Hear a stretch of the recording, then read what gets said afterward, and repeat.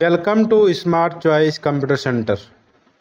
आइए, आपका हमारे चैनल में स्वागत है। सीखते हैं कुछ नया। 1942 आईओवा स्टेट कॉलेज के भौतिकविद यानी भौतिक के ज्ञाता जॉन अटरनसॉफ और उनके एक सहयोगी थे क्लिफोर्ड बेरी। इन दोनों ने मिलकर के प्रथम पूर्णतः इलेक्ट्रॉनिक कंप्यूटर, जिसका नाम था एबीसी कंप्यूटर, के कार्यात्मक मॉडल का निर्माण किया, जिसे वैक्यूम ट्यूब का प्रयोग किया गया। वैक्यूम ट्यूब क्या है? वैक्यूम ट्यूब एक ऊष्मा शोषक ट्यूब है, जिसके द्वारा कंप्यूटर के हीट को कम रखने में सहायता मिलती है। यानी कि एक निर्वात ट्यूब होती है, जब कंप्यूटर को चलाया जाता है तो इसमें लगा रहता है और वो हीट को सामान्य बनाए रखती है।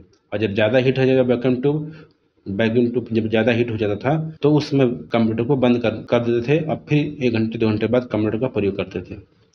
तो सबसे पहले कंप्यूटर में वैक्यूम ट्यूब का इस्तेमाल करके सिस्टम को चलाया गया था। दुनिया में जितने भी इंजन हैं, जब वो चलते हैं तो उसमें ऊष्मा उत्पन्न होती है, और उस ऊष्मा को सामान रखने के लिए या टेम्परेचर को बराबर रखने के लिए कोई ना कोई मॉडल या तरीका अपनाया गया है। जैसे आपका मान लीजिए मशीन है, तो मशीन में एक छोटी सी नली होती है जो इंजन में जा करके फिर वो फिल्टर होकर के बाहर निकलती है, पतली सी पाइप। क्योंकि वो जब इंजन चलता है तो उसमें ऊष्मा उत्पन्न होती है और इंजन के हीट को पानी के द्वारा ठंडा किया जाता है। आप ट्रैक्टर में देखेंगे बड़ा सा पंखा भी लगा होता है, और यहाँ तेल डालते उसके सामने छोटा सा टैंकी और बना जहाँ पर पानी भी डाला। क्यों? जब ट्रैक्टर चलता है तो उसमें ऊष्मा उत्पन्न होती है इंजनों के अंदर, जो हवा के माध्यम से, पानी के माध्यम से ठंडा किया जाता है। जनरेटर भी वही हाल है। आपके सामने एक फ्रीजर जैसा बना होता है जिसमें पानी डाला जाता है, ठीक है। तो कोई भी आपका इंजन बनाया गया हो दुनिया में, सब जब चलते हैं तो उसमें ऊष्मा उत्पन्न होती है, जिसको ठंडा करने के लिए कोई ना कोई तरीका अपनाया गया है। आदमी भी जब काम करता है दिन भर तो इसको गर्मी लगती है, तो उसको ठंडा होने के लिए पानी पीना पड़ता है। तो चाहे भगवान द्वारा कोई चीज़ बनाया गया हो, इंजन या मानव द्वारा बनाया गया हो, जब वो चलती है तो उसमें ऊष्मा उत्पन्न होती है। उस ऊष्मा को सामान रखने के लिए कोई ना कोई मॉडल तैयार किया गया।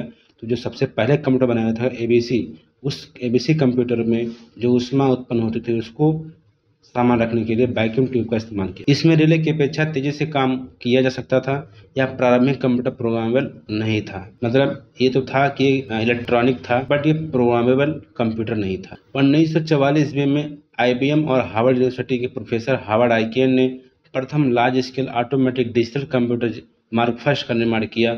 यह रिले आधारित सिस्टम या मशीन 55 फीट लंबी व 8 फुट ऊंची थी। यानी कि हार्वर्ड यूनिवर्सिटी है, वहाँ पर एक प्रोफेसर थे जिसका नाम था हार्वर्ड आइकेन। उन्होंने एक कंप्यूटर बनाया, डिजिटल कंप्यूटर बनाया, जिसका नाम था मार्क फर्स्ट।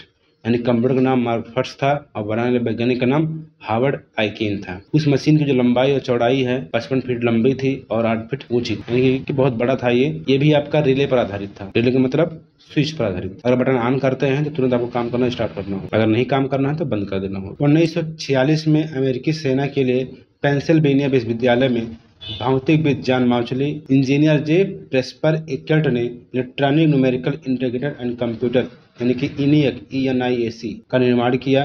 30 टन आकार के कमरे वाले में रखा गया था। इसमें लगभग 18,000 वैक्यूम ट्यूब लगे हुए थे। यानी कि इतने वैक्यूम ट्यूब लगे हुए थे जो मशीन के हीट को सामान रखने में यूज किए गए। 1991 में इकर्ट और मार्शली ने प्रथम कमर्शियल कंप्यूटर यूनिवैक का निर्माण किया गया। जो आपका ऊपर ENIAC कंप्यूटर बनाए थे, उसी में से वैज्ञानिक मार्शली और इकर्ट दोनों ने मिल करके फिर यूनिवैक कंप्यूटर का निर्माण किया, जो आपका कमर्शियल के क्षेत्र में यूज किया जाता था।